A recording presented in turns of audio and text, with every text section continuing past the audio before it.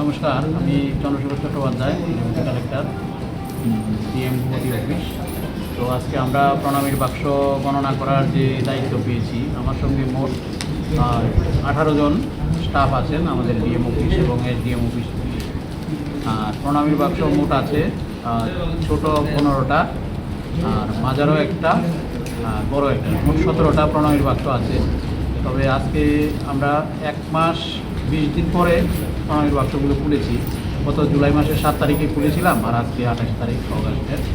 তো কিন্তু একটু কম আছে মনে হচ্ছে টাকা। যাই হোক, আমরা গণনার কাজ শুরু করেছি, যথারীতি নিরাপত্তা ব্যবস্থা আছে। গণনার কাজ শুরু করেছি, আশা করছি যে সন্ধ্যার আগেই আমরা শেষ করতে পারবো গণনা। তবে এখানে এবারও প্রতিবারের মতোই এবারও আর একটু বেশি দেখলাম বিদেশি টাকা, বিদেশি মুদ্রা আমরা পেয়েছি। সেগুলো আমরা ব্যাংকের মাধ্যমে পরে করে দেবো, আমরা ট্রাস্টের হাতে তুলে দেবো, ওনারা কনভার্ট করে দেবো।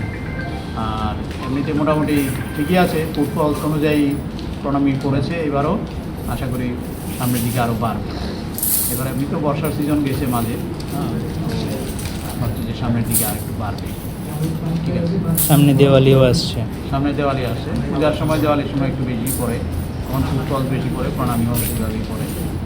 তো সেটা আমরা ট্রাস্টের হাতে তুলে দেবো আজকে গণনা কার্যের পর।